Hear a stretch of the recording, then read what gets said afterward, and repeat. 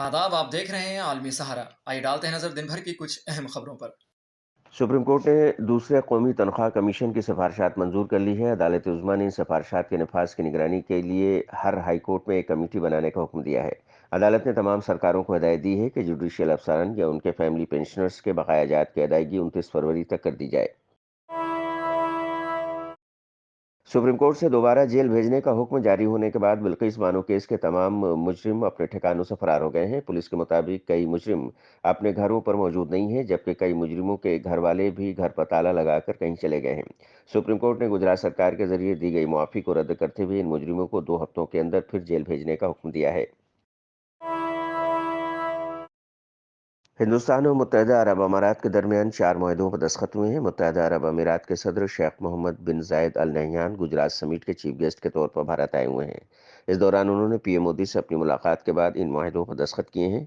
इन मुआहदों से यूएई और भारत के रिश्ते मजीद मजबूत होने की उम्मीद है।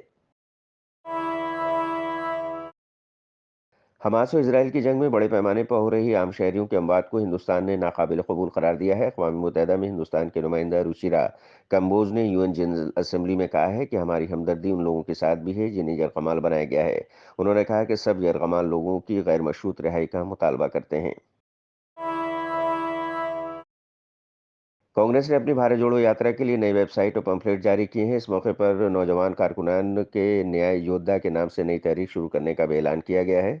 इस मौके पर पार्टी ने ऐलान किया है कि भारत जोड़ो यात्रा का नया दौरा 14 जनवरी को इम्फाल से शुरू किया जाएगा।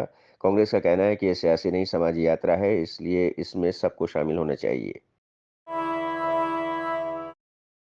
यूपी सरकार ने मदरसा बोर्ड से मुल्क मदरसों के असातिज़ा को मिलने वाला एजाज़िया रोक दिया है। मरकज़ी हुकूमत इन मदरसा टीचर्स को अपनी तरफ से दिए जाने वाले एजाज़िया पहले ही रोक चुकी है। इस तरह यूपी में तकरीबन 25 करोड़ मदरसा टीचर्स का एजाज़िया पूरी तरह से ख़त्म हो गया है।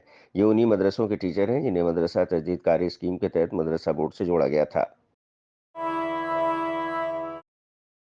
Chief justice of India DY Chandrachud ने बहुत अहम बयान दिया है। सीजेआई ने कहा है कि किसी तालीमी इदारे को सिर्फ इस बुनियाद पर उसके अक़लियती दर्जे से महरूम नहीं किया जा सकता कि उसे सरकारी कानून के तहत चलाया जा रहा है। सीजेआई ने यह बात अलीगढ़ मुस्लिम यूनिवर्सिटी के अक़लियती दर्जे पर एक अपील की सुनवाई के दौरान कही है। सीजेआई ये सुनवाई करने वाली 7 रुकनी आईनी बेंच की सदारत कर रहे हैं।